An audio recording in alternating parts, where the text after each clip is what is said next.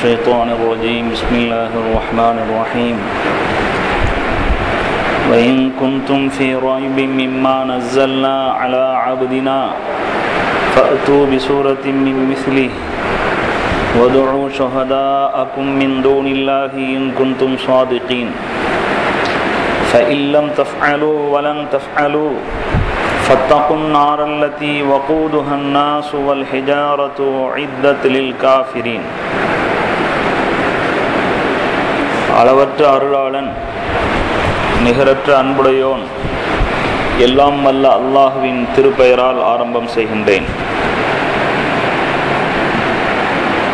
கண்ணியத்திற்கும் மிகுந்த மரியாதைக்கும் உரிய பெரியோர்களே, அன்பு சகோதரர்களே, அஸ்ஸலாமு அலைக்கும் வரஹ்மத்துல்லாஹி வபரகாத்துஹு.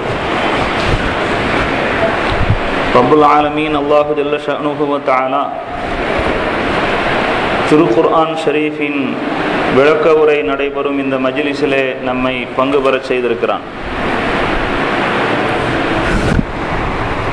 இன்று ஓதிய வசனத்திலே அல்லாஹு தஆலா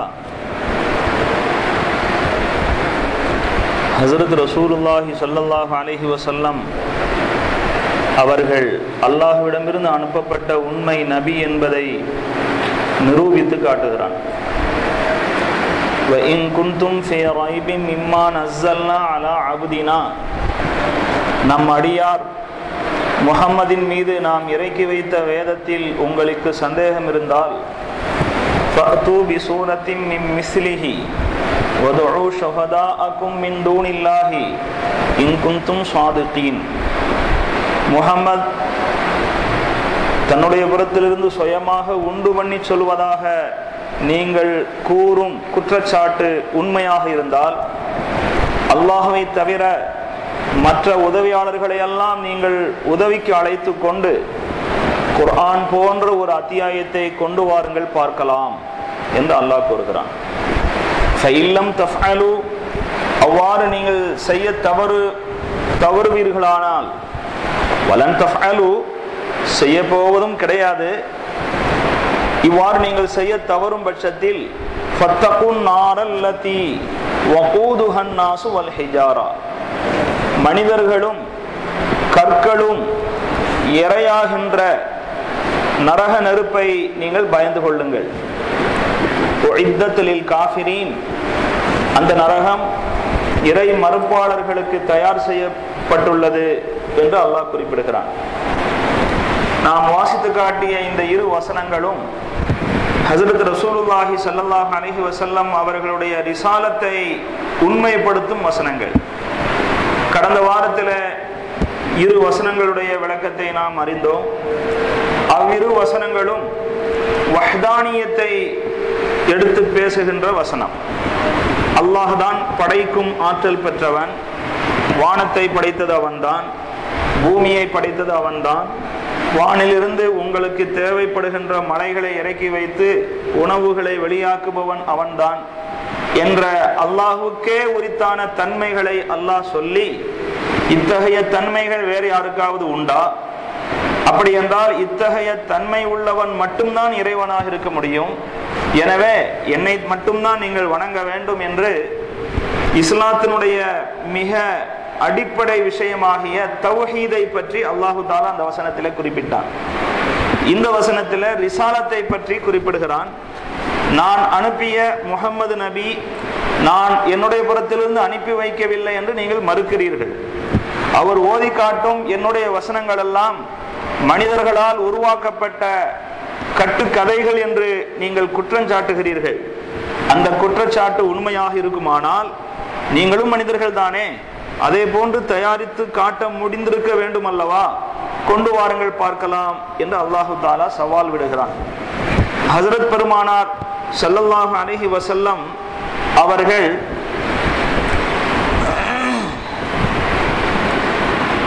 நபி என்பதை நிரூபித்து காட்டுவதற்காக அல்லாஹ் பல்வேறு முஅ்ஜிஸாக்களை, அற்புதங்களை அல்லாஹ் வழங்கியிருந்தான். நாம் நிறைய கேள்விப்பட்டிருக்கிறோம். ஆனா அத்துணை அற்புதங்களிலும் காலகாலத்துக்கு நீடித்து நிலைத்திருக்கக்கூடிய ஒரு அற்புதமாக குர்ஆன் இருக்கிறது.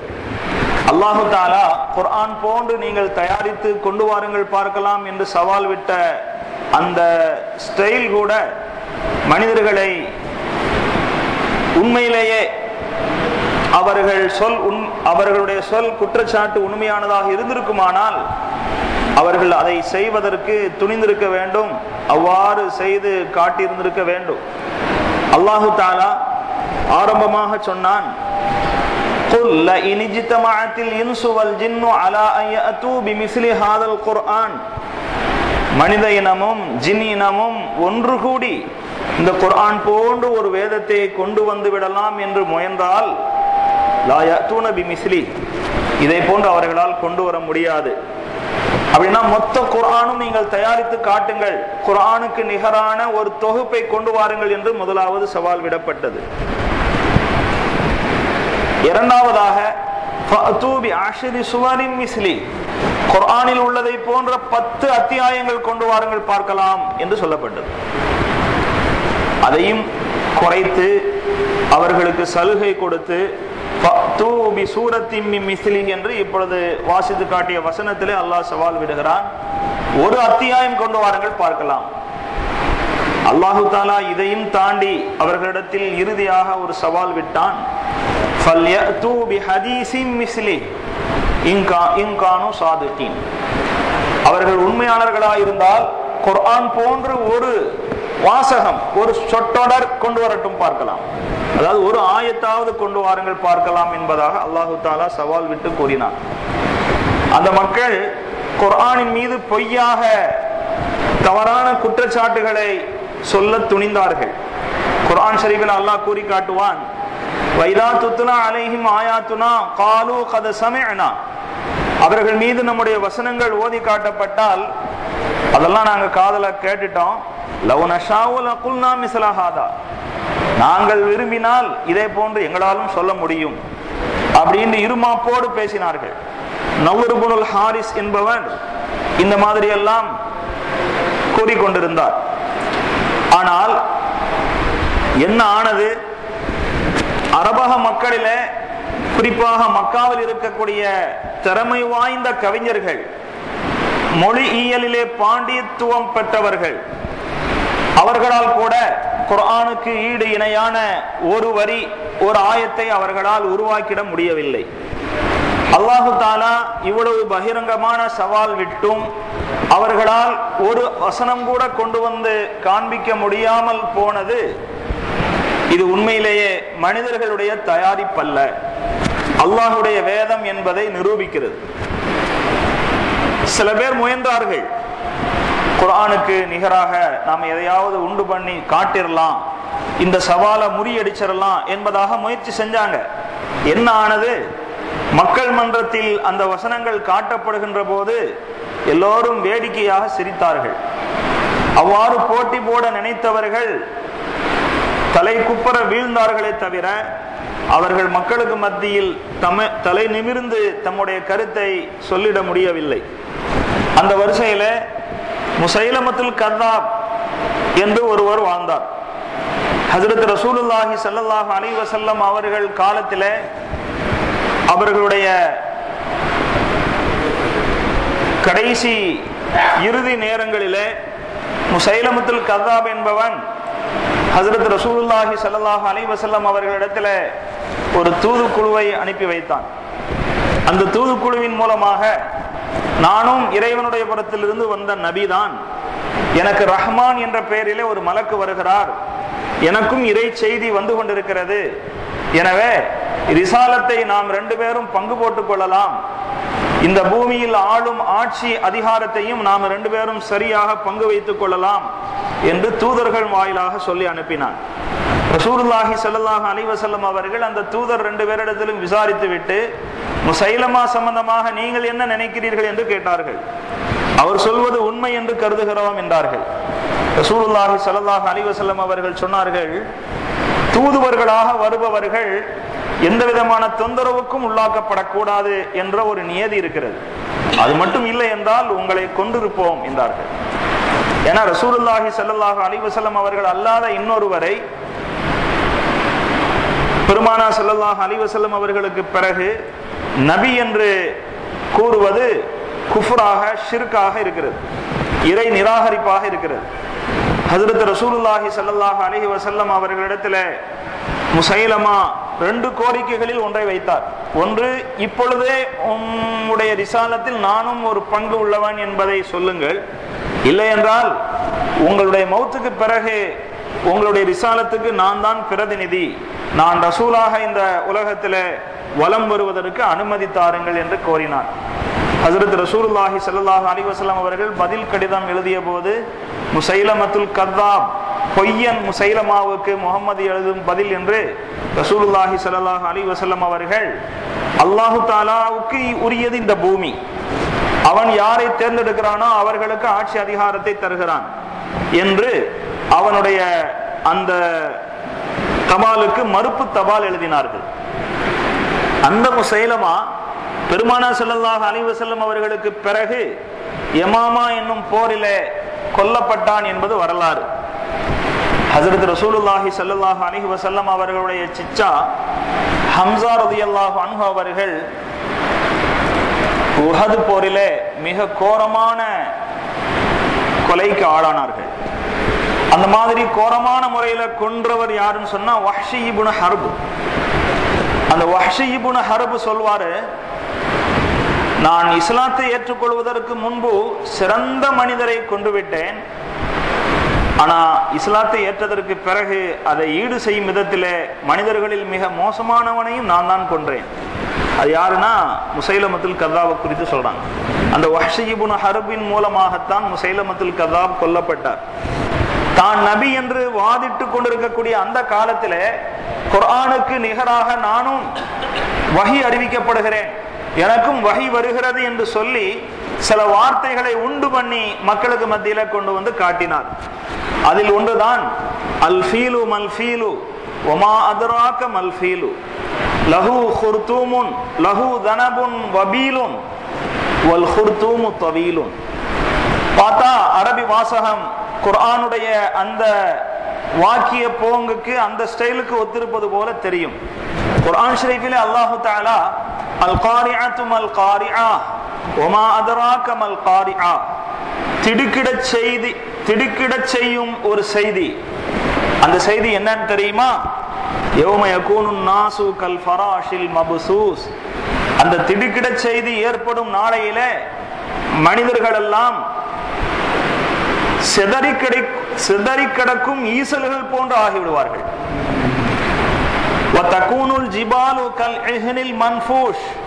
மலைகள் எல்லாம் கொட்டப்பட்ட பஞ்சுகளாக பறக்க ஆரம்பித்து விடும்.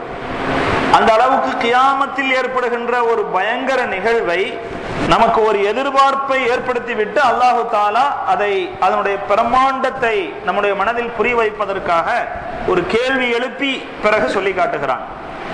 சொல்ல போகிற விஷயம் வியக்கத்தக்க ஒரு விஷயம் என்கிற போது அதற்கு இந்த ஸ்டைல் பொருத்தமானது. ஆனா எல்லாருக்கும் அறிமுகமான, எல்லாருக்குமே தெரிந்த யானையை பற்றி அவன் தயாரித்திருக்கிறான். யானை அப்படின்னா என்னன்னு தெரியுமா?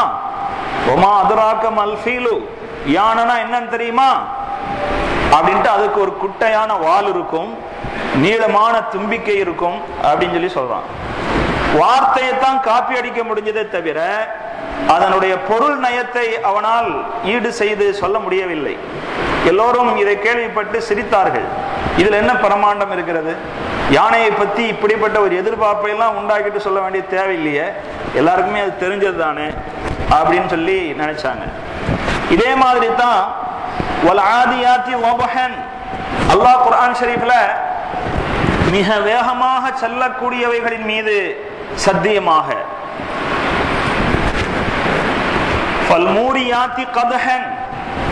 நெருப்புகளை கிளப்பிக் கொண்டு பாய்ந்து செல்லக்கூடியவைகளின் மீது சத்தியமாக,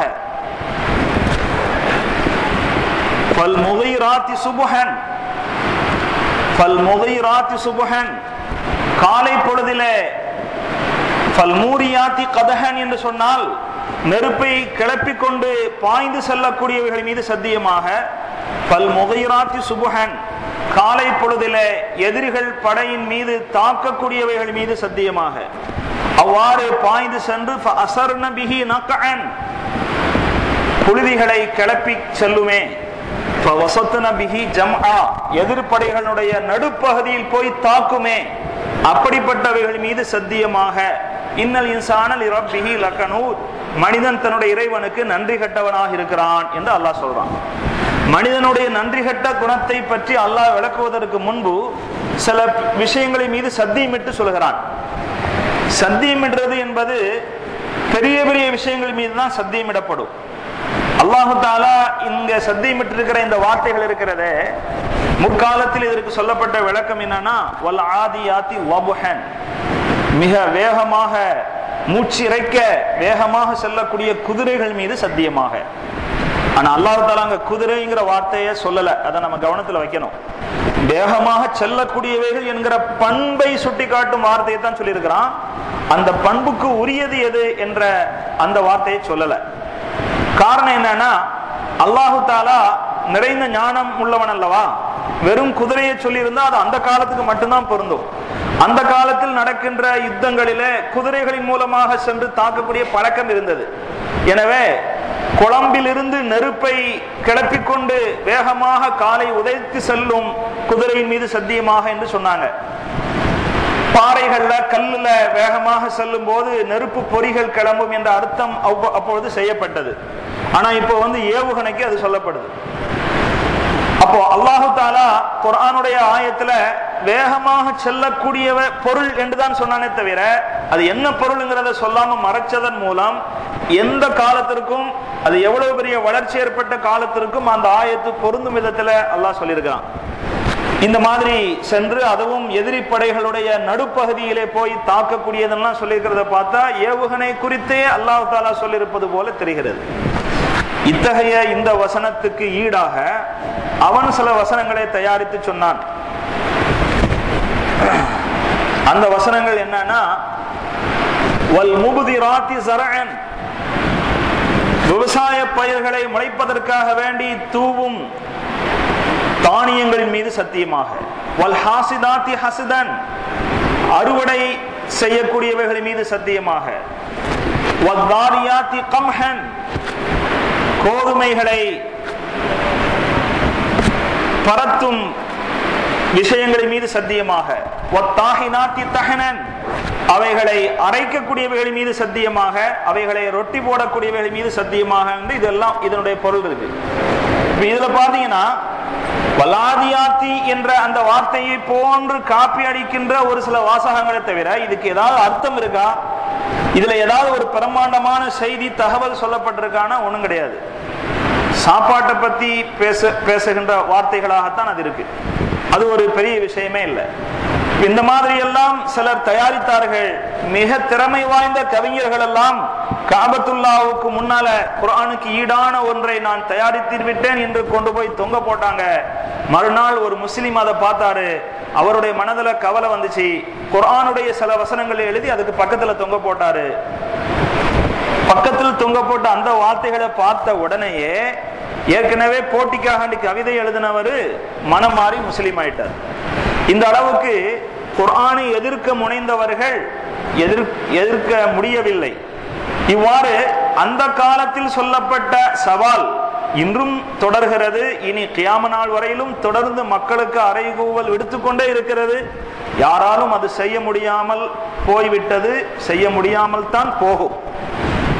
இதன் மூலம் அல்லாஹு தஆலா குர்ஆன் ஷரீஃப் தனக்கு இறக்கப்பட்டதாக சொல்கின்ற ஹஜ்ரத் ரசூலுல்லாஹி ஸல்லல்லாஹு அலைஹி வஸல்லம் அவர்கள் உண்மையான நபி என்பதை நிரூபிக்கிறான். அதனால குர்ஆன் என்பது ஒரு அற்புதம். அதுவும் எப்படிப்பட்ட அற்புதம் என்று சொன்னால் ரசூலுல்லாஹி ஸல்லல்லாஹு அலைஹி வஸல்லம் அவர்களுக்கு வழங்கப்பட்ட அற்புதங்களிலேயே குர்ஆன் சற்று வித்தியாசமானது. மற்ற முஅஜிஸா மற்ற அற்புதங்கள் எல்லாம் அவர்களுடைய ஹயாத் காலத்தோடு முடிஞ்சிருது. அவர்களுடைய ஹயாத்துக்கு பிறகும் உயிருடன் இருக்கின்ற ஒரு அற்புதமாக குர்ஆன் திகழ்கிறது. அல்லாமா ஜலாலுத்தீன் சுயூத்தி ரஹ்மத்துல்லாஹி அலைஹி அவர்கள் தஃப்சீருல் ஜலாலைன் ஆசிரியர். அவங்க ஹசாயிசுல் குபரா என்றும் ஒரு கிதாப் எழுதியிருக்கிறாங்க.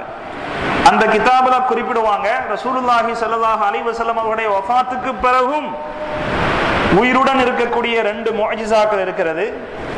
அதுல ஒன்று குர்ஆன். ஏன்னா குர்ஆனுடைய சவால் இன்னும் மக்களை பார்த்து சொல்லிக்கொண்டேதான் இருக்கிறது. நீங்கள் இதே போன்று இதற்கு நிகரான ஒரு வசனத்தையாவது கொண்டு வாங்க பார்க்கலாம். இந்த கருத்து எல்லோருக்கும் பகிரங்கமாக தெரிந்தும் கூட யாரும் அவ்வாறு செய்வதற்கு முடியாமல் போனது மிகப்பெரிய அத்தாட்சி. உயிரிடல் இருக்கக்கூடிய தொடர்ந்து ரசூலுல்லாஹி ஸல்லல்லாஹு அலைஹி வஸல்லம் உடைய வஃபாத்துக்கு பிறகும் நீடித்திருக்கக்கூடிய இன்னொரு அத்தாட்சி என்னன்னா, ஹஜ்ஜுக்கு சென்ற ஹாஜிமார்களுக்கு தெரியும், துல்ஹஜ் பிறை 9ஆம் நாள் அரஃபா மைதானத்துக்கு சென்று அன்று இரவே அன்று பிற்பகல் மகரிபுடைய நேரம் வந்ததற்கு பிறகு முஸ்தலிஃபாவை நோக்கி வருவாங்க. அதாவது விடிந்தால் 10, 9ஆம் நாளுடைய பின்னேரம் முஸ்தலிஃபாவில் வந்து தங்கியிருப்பாங்க. மறுநாள் காலையில மினாவுக்கு கிளம்பி வருவாங்க. மினாவுல ஜம்ராத் என்னும் பெயரில் 3 கல்லுகள் இருக்கின்றன. அந்த கற்களுக்கு பொடி கற்களால் ஷைத்தானுடைய வெறுப்பை காட்டும் ஒரு நோக்கத்தில் அங்கு கல்லெறிய வேண்டியதுங்கிறது ஒரு முக்கியமான அமல். முஸ்தலிஃபாவில் வைத்தே நாளைக்கு அடுத்து தொடர்ந்து 3 நாளைக்கு கல் எறிகிறதுக்காக வேண்டி தேவையான கற்களை முஸ்தலிஃபாவிலேயே பொறுக்கி வைத்துக் கொள்வது ஹாஜிகளுடைய பழக்கம். லட்சக்கணக்கான ஹாஜிமார்கள் வருடம் கற்களை பொறுக்கி வைத்துக் கொள்கிறார்கள். அதை கொண்டு போய் ஜம்ராத்துகளிலே எரிகிறார்கள். அந்த எரிகின்ற கற்கள் எங்கே போகிறது? ஒரு வருடம், அதுவும் குறிப்பிட்ட ஒரு நாள் அந்த ஜம்ராத்தில் எரியக்கூடிய கற்கள் எல்லாம் ஒன்று சேர்க்கப்பட்டிருக்குமானால், ஜம்ராத் என்ற பெயரிலே முந்தி கட்டி வைக்கப்பட்டிருந்த ஒரு 6 அல்லது ஒரு 10 அடி பில்லர் அப்படின்னு வச்சுக்கிறோம். அந்த 10 அடி பில்லரை இந்த பொடிக்கற்கள் லட்சக்கணக்கான மக்கள் ஒவ்வொருத்தவங்களும் ஒவ்வொரு ஷைத்தானுக்கும் 7 கற்கள் என்று எரிகிறாங்க. 3 நாள் எரிகிறாங்க. அப்படி பார்த்தா ஒரு பெரிய குவியலே ஏற்பட்டிருக்கணும். அந்த ஜம்ராத்தே மறைஞ்சு போயிருக்கணும். அந்த கற்கள் ஷைத்தானினுடைய வெறுப்பை காட்டும் விதமாக எரியப்படுகின்ற பொடி கற்கள் எல்லாம் மலக்குமார்களின் மூலம் கைப்பற்றப்பட்டு விடுகிறது. ஹஜ்ரத் ரசூலுல்லாஹி ஸல்லல்லாஹு அலைஹி வஸல்லம் அவர்களிடத்துல இதே போன்ற ஒரு சந்தேகத்தை ஹஜ்ரத்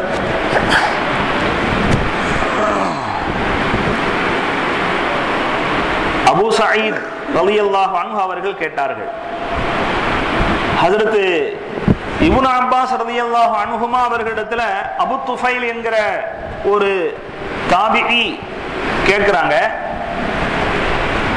ஹஜ்ஜுடைய காலத்துல இஸ்லாம் மக்களுக்கு மத்தியில் அறிமுகப்படுத்தப்பட்டதிலிருந்து ஹஜ்ஜுடைய காலத்துல ஷைத்தான்களுக்கு எரியப்படுகின்ற கற்கள் எங்கே போகிறது?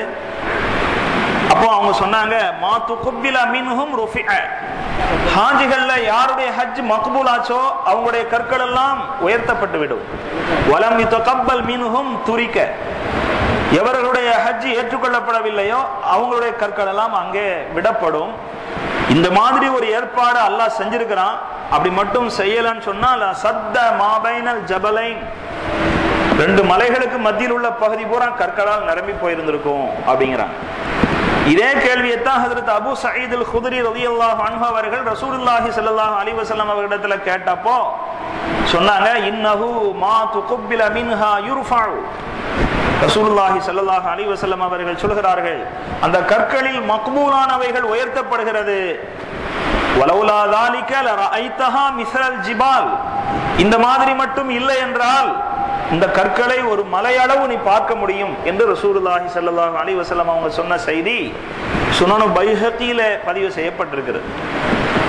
ஹஜ்ரத் ஜலாலுத்தீன் சுயூத்தி ரஹ்மத்துல்லாஹி அலைஹி அவர்கள் ரசூலுல்லாஹி ஸல்லல்லாஹு அலைஹி வஸல்லம் அவர்களுடைய 2 பெரும் அற்புதமான முஅஜிஸா, 2 பெரும் அற்புதங்களாக தொடர்ந்து நீடித்திருக்கிற விஷயங்கள் இந்த 2ஐயும் குறிப்பிட்டிருக்கிறார்கள். அதே போல குர்ஆனுடைய அற்புத தன்மை பல கோணத்திலும் நாம் அதை அறிந்து கொள்ள முடியும். ஒன்று, நாம் இப்பொழுது குறிப்பிட்ட சவால், குர்ஆன் கூறக்கூடிய இந்த சவாலை யாராலுமே எதிர்கொள்ள முடியவில்லை, முறியடிக்க முடியவில்லை. இன்னொரு விஷயம் என்னன்னா, குர்ஆன் மறைவானவற்றை அறிவிக்கிறது. பல்வேறு மறைவான தகவல்களை குர்ஆன் வெளிப்படுத்தி காட்டியிருக்கிறது. பின்னால என்ன நடக்கும் என்பது பற்றி சொல்வதைத்தான் மறைவான தகவல்ங்கிறோம்.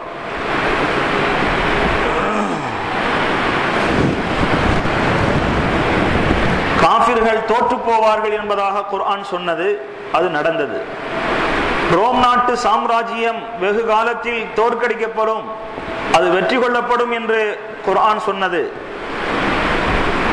ரூம் வல் கலமி வமா ரூம் சூரத்து ரூம்ல அல்லாஹு தஆலா அதை பற்றி குறிப்பிட்டான். அதே போல குர்ஆன் கூறிய பல்வேறு மறைவான செய்திகள் பின்னால் நடந்த வரலாறு நமக்கு தெரியும்.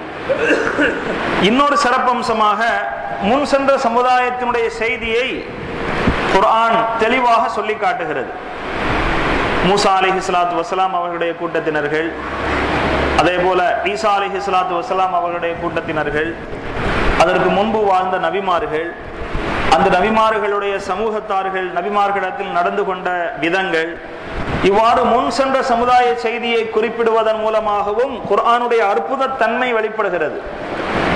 இன்னொரு விஷயமாக சொல்ல வேண்டும் என்றால், மக்கள் மனதிலே மறைத்து வைத்திருந்த சில குணங்கள், சில விஷயங்களை, சூழ்ச்சிகளை குர்ஆன் வெளிப்படுத்தி காட்டியது. உஹது போருக்கு போகும்போது சில நயவஞ்சகர்கள் தோல்வி அடைய வேண்டும் என்று விரும்பினார்கள், தோல்வி அடைந்து விடுவோம் என்று அஞ்சினார்கள்.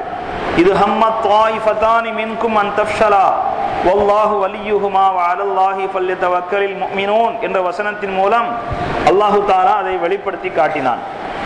அவங்களுக்குள்ள இந்த பயமும் இருந்துச்சு. யகூலுன ஃபி அன்ஃபுஸிஹிம் லவ்லா யுஅதிபுனல்லாஹு பிமா நகூல், முஹம்மதுக்கு எதிராக நாம் பேசிக்கொள்ளக்கூடிய இந்த பேச்சின் மூலமாக அல்லாஹ் நம்மை தண்டித்து விடக்கூடாது என்பதாகவும் சொன்னாங்க.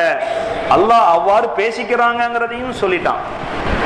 இதே போல சில நபர்கள் குறித்து அல்லாஹு தஆலா இவனிடத்திலிருந்து இந்த மாதிரியான நன்மை எல்லாம் ஏற்படாது, இவருடைய முடிவு இப்படித்தான் உண்டாகும் என்பதாக அல்லாஹ் அறிவிப்பு செய்திருந்தான். அந்த மாதிரியே நடந்தது.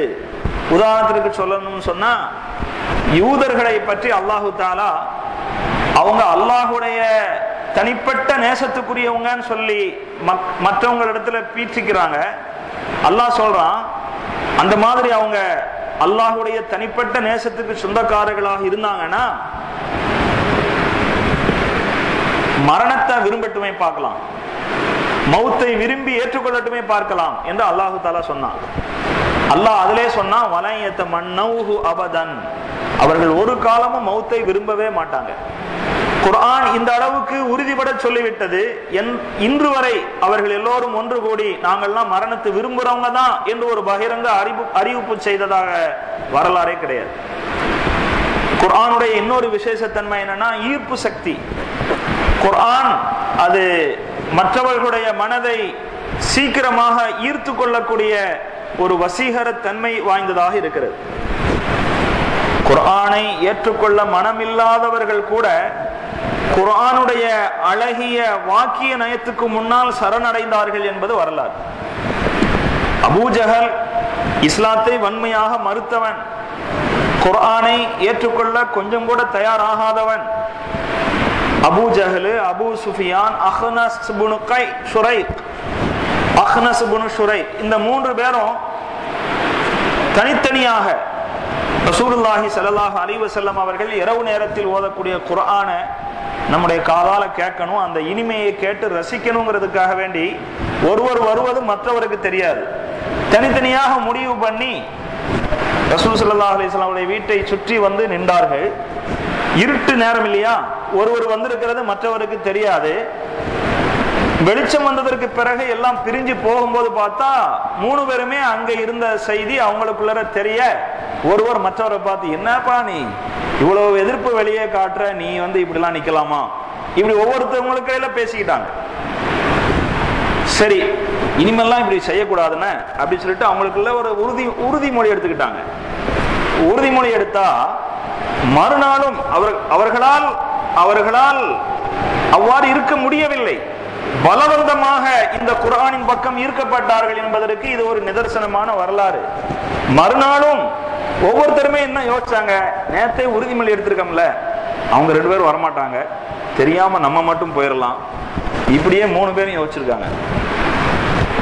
பிள்ளையாருக்கு பால் கொண்டு போன கதைன்னு சொல்லி நம்ம ஊர்ல ஒரு பழமொழி சொல்லுவாங்க. ஒருத்தர் பூஜை செய்யறதுக்காக வேண்டி திருவிழாவில் பால் குடம் கொண்டு போனோம், இன்னைக்கு பால் கிடைக்கல அல்லது வாங்குவதற்குரிய வசதி இல்லை, சரி எல்லோரும் குடத்தை கொண்டு போறாங்க, பால் கொண்டு வருவாங்கல்ல, அதோட சேர்த்து நம்மளும் காலி குடத்தை சும்மா கொண்டு போகலாம் அப்படின்னு நினைச்சா அன்னைக்கு பார்க்க எல்லாருமே அது மாதிரி நினைச்சிருக்கிறாங்க. அது மாதிரி நாம மட்டும்தான் இன்னைக்கு போறோம் அப்படின்னு நினைச்சு 3 பேர் வந்திருக்கிறாங்க. இது மாதிரி சில நாட்கள் அவர்களுக்கு இடையில குர்ஆனை கேட்பதற்காக வேண்டி வந்து நின்ற செய்தி வரலாற்று கிதாபுகளிலே எழுதப்பட்டிருக்கிறது. கண்ணியத்துக்குரிய பெரியவர்களே, ஹஸரத் ரசூலுல்லாஹி ஸல்லல்லாஹு அலைஹி வஸல்லம் அவர்களுக்கு வழங்கப்பட்ட இந்த குர்ஆன் இவ்வளவு சிறப்பு வாய்ந்தது. அதனுடைய தனித்தன்மை பல வகையிலும் நாம் விளங்கிக் கொள்ள முடியும். அதே போல சலிப்பு தட்டாதுங்கிறது குர்ஆனுடைய ஒரு தனித்தன்மை. எவ்வளவுதான் ஓதனாலும் அது புதுமையான ஒரு ரசனை தந்து கொண்டேதான் இருக்குமே தவிர சலிப்பு தட்டாது. அதுக்கு ஒரு சின்ன எடுத்துக்காட்டு, ஒவ்வொரு நாள் தொழுகையிலும் நாம அல்ஹம்து சூரா ஓதுறோம், ஓத கேட்கிறோம், அதனால் நமக்கு சலிப்பு ஏற்படுவதே இல்லை. அந்த மாதிரி அல்லாஹு தாலா ஒரு ரசனையை அதுல வச்சிருக்கிறான். இன்னொரு விஷயம், மாற்றம் செய்யாமல் பாதுகாக்கப்பட்ட ஒரு வேதமாக குர்ஆன் ஷரீஃப் இருக்கிறது. இதற்கு முந்தி அனுப்பப்பட்ட வேதங்களில் கூட அந்தந்த சமுதாய அறிஞர்கள் அதில் தம்முடைய கைவரிசையை காட்டியிருக்கிறார்கள். தௌராத் என்னும் அந்த வேதம் இன்னும் அதனுடைய அசல் தோற்றத்தில் இல்லை. இன்ஜீல் என்னும் பைபிள் அதனுடைய அசல் தோற்றத்தில் இல்லை, பல்வேறு மாறுதல்களுக்குள்ளாயிருக்கிறது. குர்ஆன் ஷரீஃப் அல்லாஹு தாலா அதை பாதுகாக்கும் பொறுப்பை தானே எடுத்திருக்கிறான். வெறும் அச்சிடப்பட்டு தொகுப்பாக வழங்கப்பட்டிருக்கிற குர்ஆனின் மூலமாகத்தான் பாதுகாக்கிறான் என்பதாக இல்லாமல் குர்ஆனை மனனம் செய்த ஹாஃபிஸ்களுடைய நெஞ்சின் மூலமாகவும் அல்லாஹு தாலா பாதுகாத்து வைத்திருக்கிறான். குர்ஆனை மனனம் செய்தவர்கள் அளவுக்கு வேற எந்த நூலையும் மனனம் செய்தவர்கள் இந்த உலகத்திலே கிடையாது. அதே போல குர்ஆனுடைய ஞானம் இருக்குதே, மிக நிறைந்த ஞானம் கொண்டது. குர்ஆன் குடும்பவியலை பற்றியும் பேசும், அறிவியல் விஷயங்களும் அதற்குள் இருக்கிறது. புவியியல், விலங்கியல் என்று எல்லா கலைகளையும் எல்லா விவரங்களையும் அது அலசி ஆராய்ந்திருக்கிறது. பாடம் படித்தும் தரும் அளவுக்கு நீண்ட விவரங்களோடு இல்லாவிட்டாலும் அதனுடைய சாரம், ஒவ்வொரு இயலுடைய சாரமும் அதுக்குள்ளே இருக்கிறது. கனடா நாட்டை சார்ந்த கிறித்தவ பிரச்சார பீரங்கி என்று போற்றப்பட்டவர் டாக்டர் ஜாரி மில்லர். அவர் பைபிளை கரைத்து குடித்தவர். கிறிஸ்தவ மதத்தை மக்களுக்கு மத்தியிலே பரப்ப வேண்டும் என்பதிலே ரொம்ப ஆர்வமாக செயல்பட்டவர். குர்ஆனை படிக்க வேண்டும், வாசிக்க வேண்டும் என்ற ஆசை அவருக்கு ஏற்பட்டது. நல்லெண்ணத்தின் அடிப்படையில் அல்ல, அதில் ஏதாவது குறை காண வேண்டும் என்ற அடிப்படையில். அதில் குறை கண்டால் மற்றவர்களை கிறிஸ்தவத்தின் பக்கம் சுலபமாக ஈர்த்து விடலாம் என்பதாக கருதி அதை ஆராய ஆரம்பித்தார். ஆனால் அவர் அந்த குர்ஆனிலே எதிர்பார்த்ததை விட பல்வேறு அதிசய தகவல்களை தெரிந்து கொண்டு தன்னுடைய வியப்பை வெளிப்படுத்தியிருக்கிறார். அவர் நினைத்திருப்பார், முகமது நபி, அவங்களுடைய குடும்பம், அவங்களுடைய மனைவி ஹதீஜா, அவங்களுடைய பிள்ளைகளை பற்றி குர்ஆன்ல சொல்லப்பட்டிருக்கும் போல் இருக்கு அப்படின்னு நினைச்சிருப்பாரோ என்னமோ. ஹஜ்ரத் மரியம் அலைஹிஸ்ஸலாம் அவர்களுடைய பெயராலே ஒரு அத்தியாயம் இருப்பதை கண்டு ரொம்ப வியந்து போனார். ரசூலுல்லாஹி ஸல்லல்லாஹு அலைஹி வஸல்லம் அவர்களை பற்றி பெயர் குறிப்பிட்ட வசனங்கள் 4 தான் இருக்கிறது. ஈசா நபியை பற்றி பெயர் கூறி விவரம் வந்திருக்கிற 25 வசனங்களை பார்த்து அவருக்கு ரொம்ப ஆச்சரியம் ஏற்பட்டது. இவ்வாறு அவருக்கு ஆச்சரியத்தை ஏற்படுத்திய பல்வேறு வசனங்களை